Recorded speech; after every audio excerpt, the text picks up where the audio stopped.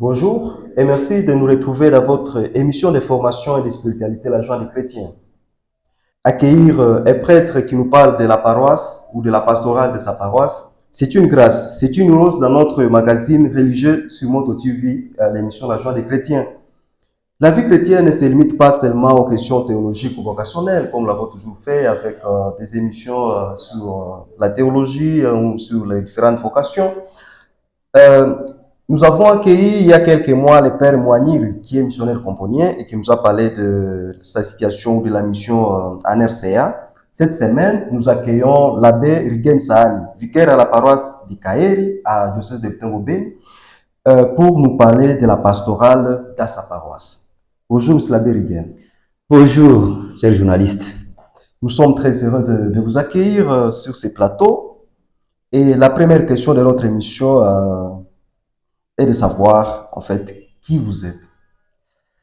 Avant que je ne puisse me présenter, je vous remercie aussi pour m'avoir associé à cette émission pour que je donne mon point de vue par rapport à la pastorale de notre paroisse. Je suis monsieur l'abbé Sahani Rigen Justin.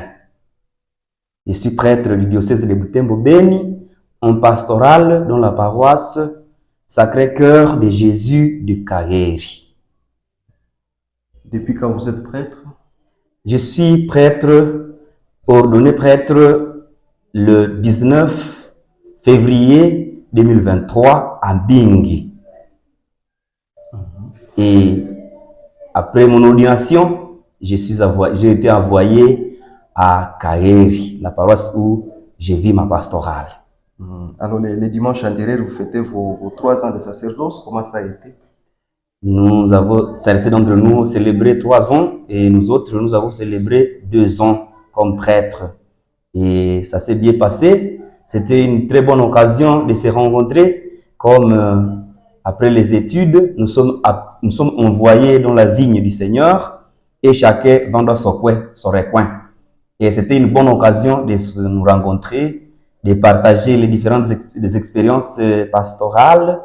Et c'était vraiment un moment de joie et de partage. Comment est née votre vocation à la vie religieuse, votre vocation sacerdotale?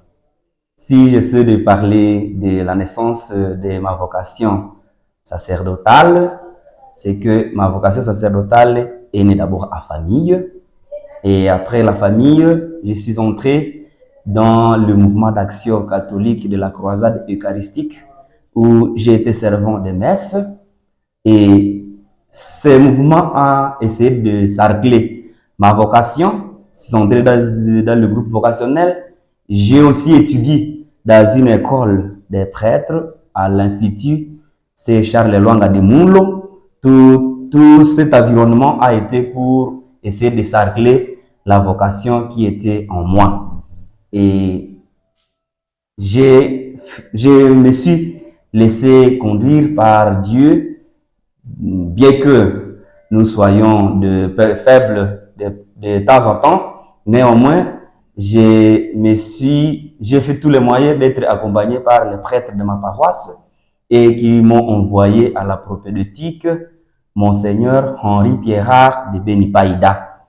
Et c'est de là que j'ai évolué jusqu'au grand séminaire et être prêtre jusqu'aujourd'hui. Vous disiez au début de l'émission que vous êtes vicaire, et déjà nous le disions bien évidemment, que vous êtes vicaire à la paroisse Sacré-Cœur de Jésus de Kaeri. Pouvez-vous nous présenter la paroisse de Kaeri? La paroisse de Kaeri est située à l'ouest de la commune rurale de Lubero. Nous sommes dans la chefferie, d'abord nous sommes dans le territoire de Lubero, la chefferie de Batangi, groupement Musende. Et notre paroisse a été créée, érigée le 17 février 2008. Et à 15 ans, la paroisse a engendré une nouvelle paroisse de Kasuo, Saint-Jean apôtre. Et l'origine de la paroisse est que les sœurs de la Compagnie de Marie ont tout fait. Elles ont contribué à l'implantation de la paroisse à Kaeri qui nous ont précédés là comme prêtres et elles ont animé les chrétiens, la pastorale, jusqu'à ce que la paroisse y arrive à 2008. Moi, ça qui concerne le début ou la création de la paroisse de Kaeri. Combien de secteurs avez-vous à Kaeri? Donc, pour le moment, nous avons 4 secteurs. Et les tous sont fonctionnels? Bon, avant, c'est des sécurités qui se débattent sur le record ces derniers temps. Tous nos secteurs étaient fonctionnels. On y arrivait de temps en temps. Mais depuis un mois, nous ne savons plus arriver dans nos secteurs périphériques. Nous ne savons plus y arriver parce que la plupart de nos chrétiens ont fui, certains, l'avancée du M23, d'autres, les attaques des ADF du côté ouest. Vous pouvez quand même nous énumérer ces secteurs-là. Peut-être qu'il y a ceux qui ont déjà été sans le savoir, qui sont dans la paroisse de Kaeri. Oui, la paroisse de Kaeri compte 4 secteurs, comme nous venons de le dire. Nous avons le secteur mère de Kaeri centre. Nous avons le secteur de Tchevale. Nous avons le secteur de Chilaou. Enfin, nous avons le secteur de Chikori. Ces 4 secteurs, c'est que nous desservons, mais ces secteurs sont subdivisés à sous-secteurs et même à Baraza Shirika. Et alors, comment vous servez ces secteurs-là les jours de fête et aussi les jours de Tafo comme avant et bientôt carême? Bon, ces secteurs, nous les servons en 3 prêtres et diacres. Et nous, 3 prêtres, on essaie de faire le programme nous proposé par les curés. Il nous établit le programme hebdomadaire. Et au moins, nous essayons de faire tous les moyens d'arriver dans ce secteur selon les possibilités que nous avons parce que notre paroisse a aussi les difficultés liées aussi au déplacement, ensuite aux voies de communication, les moyens de communication. Et si cela nous pousse à vous poser cette question, quel est le quotidien du prêtre de Kaeri? Alors, le quotidien de chaque prêtre de Kaeri? Le quotidien du prêtre, pas seulement à Kaeri, peut-être partout, c'est que le prêtre fait les prières ordinaires comme d'habitude. Et parmi ces prières, nous avons les laudes. Après ces laudes, nous avons la messe matinale. Après les messes matinales, nous avons les confessions des chrétiens. Après ces confessions, nous avons les audiences. Et à part ces audiences, nous avons aussi le bureau paroissial qui est toujours ouvert à la paroisse pour accueillir différentes personnes qui peuvent venir pour telle ou telle autre situation. Et nous avons aussi les apostolats dans le mouvement d'action, les visites de malades qui sont quotidiennes. Nous avons aussi les différentes charges qui sont liées à la personnalité de tout chacun. Les curés à ses charges et nous les vicaires aussi, nous avons nos charges qu'il nous a déjà confiées et nous les faisons quotidiennement selon l'horaire qui est déjà préétabli dans la communauté. Nous pouvons toutefois parler de la pastorale des jeunes parce que ne pas parler, c'est quand même grave. Aujourd'hui, on sait que les jeunes, et même disait les papes Jean-Paul, les jeunes, où la jeunesse est l'espérance de l'Église. Alors, jeunesse comme espérance, comment vous accompagnez les jeunes à Kaeri? Oui, les jeunes sont là.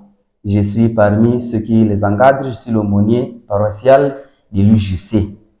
Et nous travaillons avec les curés, les autres prêtres, et nous travaillons aussi avec les coordonnateurs de l'UJC paroissial. Et maintenant, dans chaque secteur, nous avons un coordonnateur sectoral de chaque secteur là où ils travaillent. Et dans notre pastoral, comme notre paroisse est distanciée, il y a quand même des distances très, très énormes qui peuvent ne pas nous permettre de nous rencontrer facilement. Nous essayons d'organiser les rencontres mensuellement. nous pouvons nous dire, nous allons prendre une partie de nos chrétiens, donc de nos jeunes. C'est le mouvement d'action, nous prenons un nombre de jeunes, nous allons avec eux dans un secteur pour essayer de rencontrer les jeunes qui sont de ce côté-là. Parce que nous ne pouvons pas savoir nous déplacer nous tous, vu les aléas du relief, du climat aussi. Mais au moins, les jeunes sont là. Ils ont la soif de rencontrer, de connaître le Christ, mais sont confrontés à certaines difficultés qui sont liées aussi à la vie. Mais au moins, ils sont là, sont attentifs, ils sont collaborants. On essaie de faire ce dont on est capable. Alors, par là, peut-être un peu de ces difficultés. Est-ce qu'ils sont aussi liés, ils ont des difficultés comme c'est pas, la dépendance aux drogues, des choses pareilles? Oui, les jeunes sont exposés à plusieurs difficultés. Parmi ces difficultés, il y a, disons, le problème de sécurité. Les sécurités bas record de ce côté-là, dans notre paroisse. Et quand on essaie d'étudier l'histoire de la paroisse a été habitée par plusieurs groupes armés.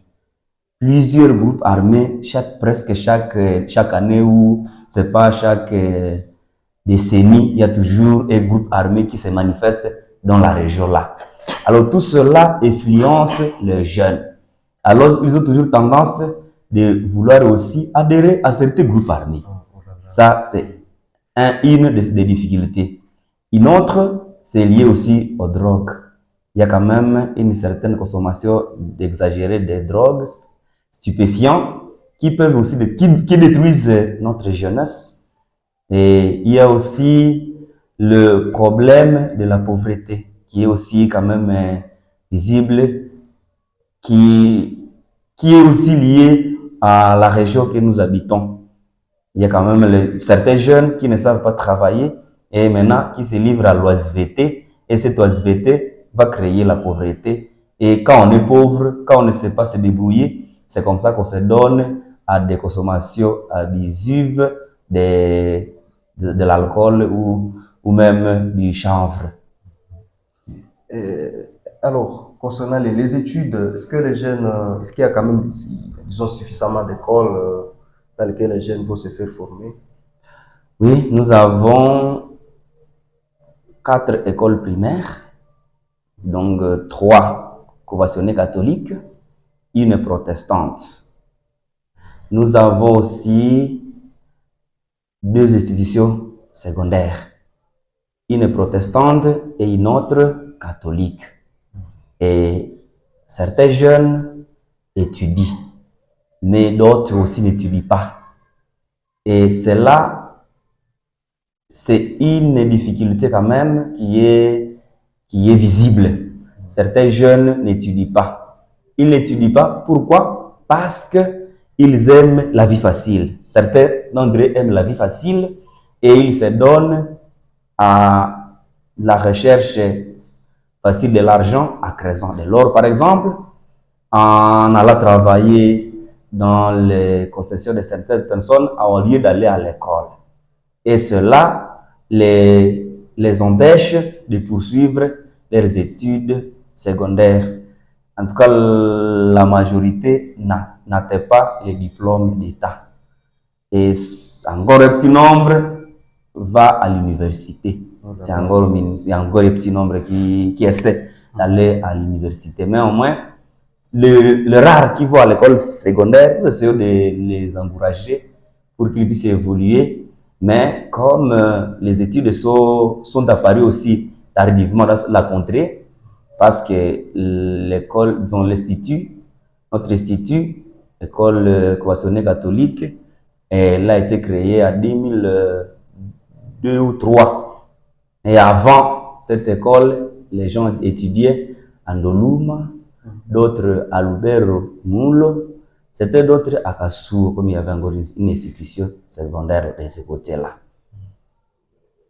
Alors, M. Labbé, quand vous parlez de l'or, ça m'arrête quand même un peu. Je me dis, ben, Si ils se disent, bon, ils arrêtent les études pour aller chercher de l'or. Mais pour eux, c'est avantageux. Ils savent qu'ils vont gagner beaucoup d'argent puisque c'est qu'ils font aux études. De toute façon, quand ils disent que non, voilà, les études, ce ne sont que des écrits.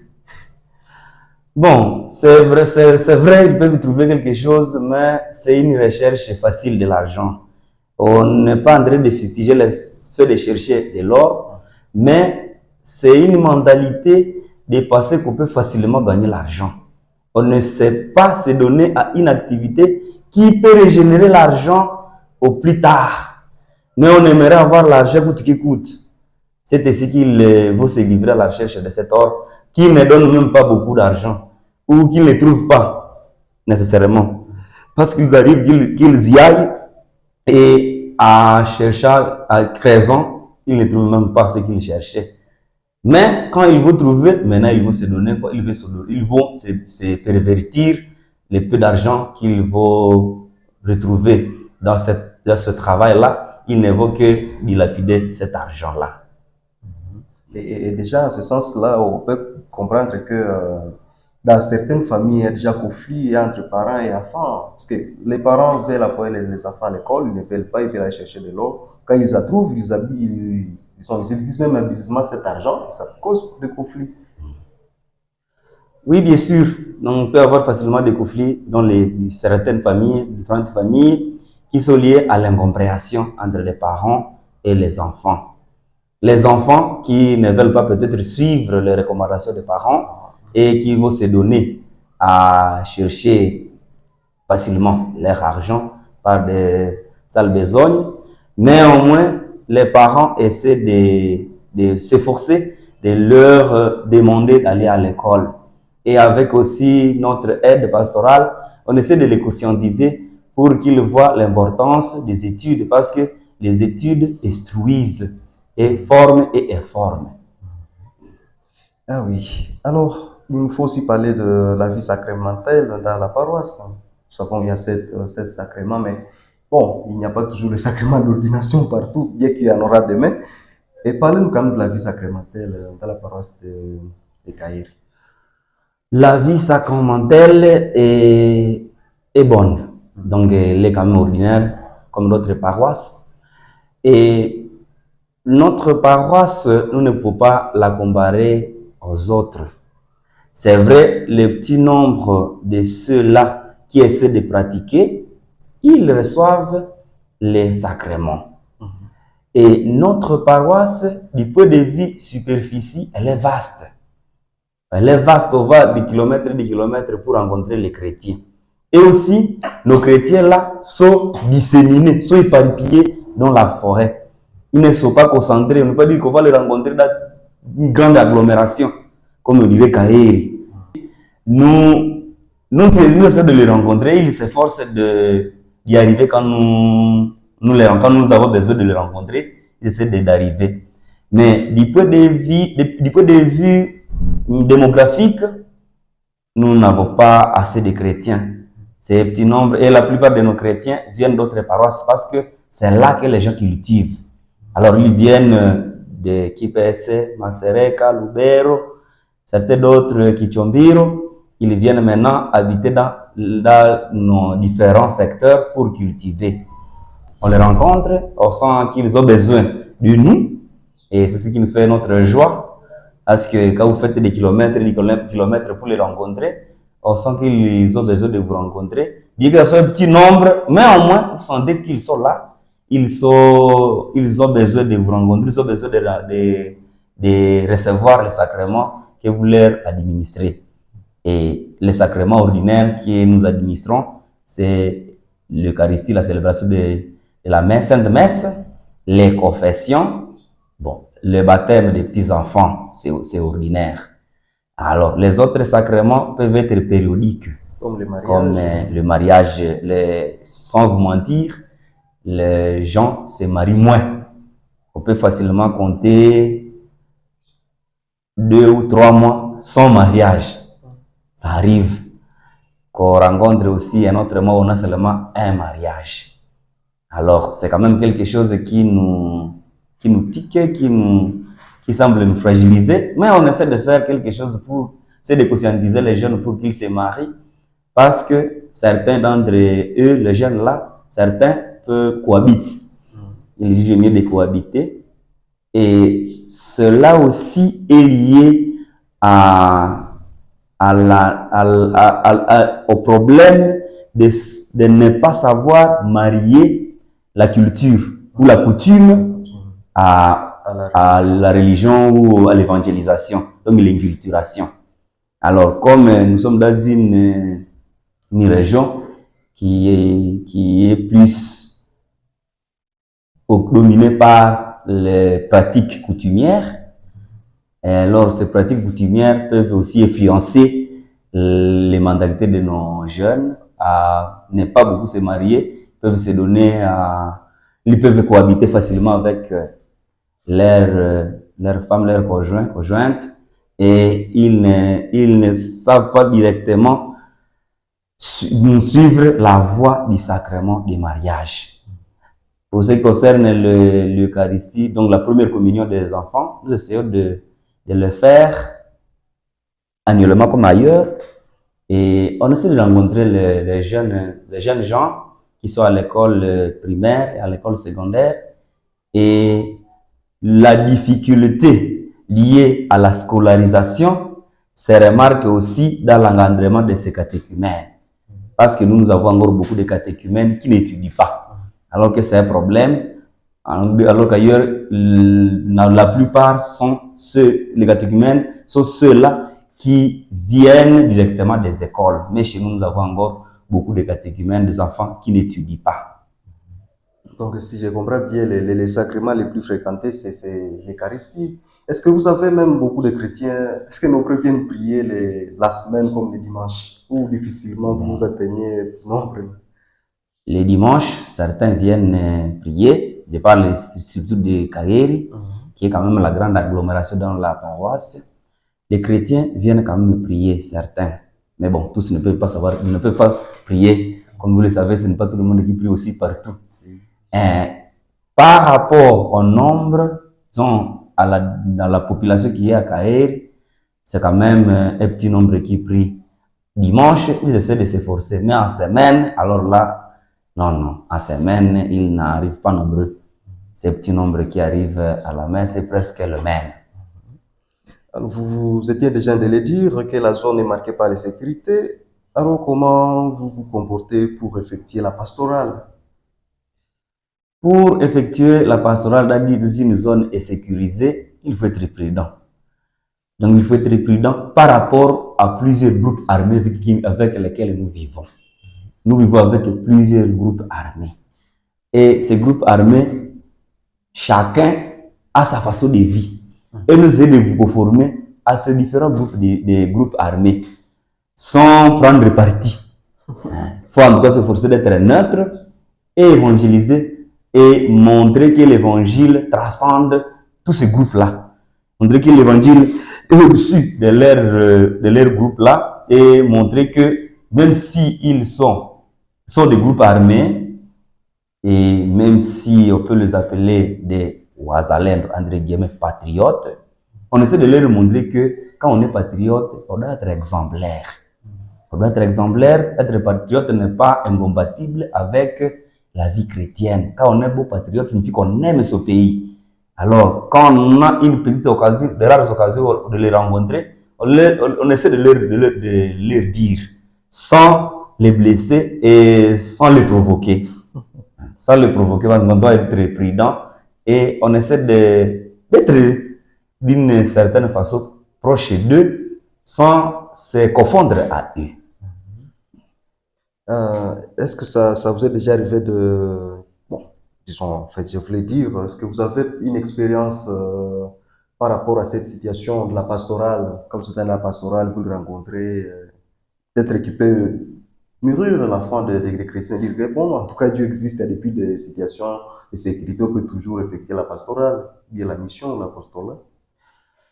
Bon, avant que nos chrétiens ne puissent fuir surtout les exactions des ADF du côté de Kilaou au Nialais, et vous pouvez rencontrer ces groupes-là qui sont à court de route. On les salue, on essaie de partager avec eux parce que Au moins, ils savent ce que nous sommes et ce que nous essayons et peu d'apprécier de leur côté, c'est que quand même, ils essaient de nous respecter. Ils connaissent quand même la place du prêtre et quand vous ne les provoquez pas, bien peut-être quand vous ne les dérangez pas, ils sont toujours là, ils peuvent vous demander même un conseil, il arrive qu'ils demandent conseil. Même s'ils peuvent ne pas tenir compte de tout ce que vous donnez comme conseil, mais au moins quand même, ils connaissent ce que nous sommes comme prêtres et ils peuvent même se confier à nous, demandant de prier, qu'on puisse prier pour eux. En tout cas, ils sont dans notre axe de Kaeri, Tchevare, Tchéali, Chilaou, ils sont très nombreux dans cette contrée-là. Et on les rencontre de temps en temps. Et avant que les ADF ne viennent du côté de l'ouest, donc la limite avec la paroisse de Muhangi. En tout cas, on y arrivait sans problème. Vous pouvez les rencontrer là avec nos chrétiens. Et en tout cas, ils ne les rangeaient pas beaucoup. Mais quand vous apprenez qu'ils attaquent entre eux, vous vous écartez. Vous vous cachez aussi. On se cache aussi pour essayer de sauver sa vie parce que ce n'est pas facile de les rencontrer quand ils sont dans cet état-là de confrontation. Alors, M. l'abbé, nous sommes à l'année de l'espérance. Quel est le programme de la paroisse pour fêter ces différents jubilés? Bon, pour le programme de la paroisse par rapport au jubilé de l'espérance décrété par le Saint-Père François, nous sommes en train de préparer les chrétiens à que cette année, c'est une année d'espérance, malgré les difficultés que nous rencontrons.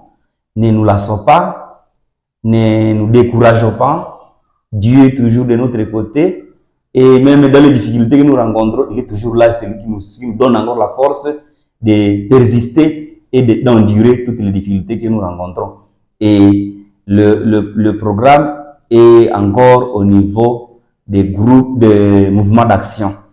Nous allons essayer d'encadrer ces mouvements d'action et leur parler de cette année jubilaire de l'espérance pour leur montrer la richesse qui est dans cette année de l'espérance, cette année jubilaire.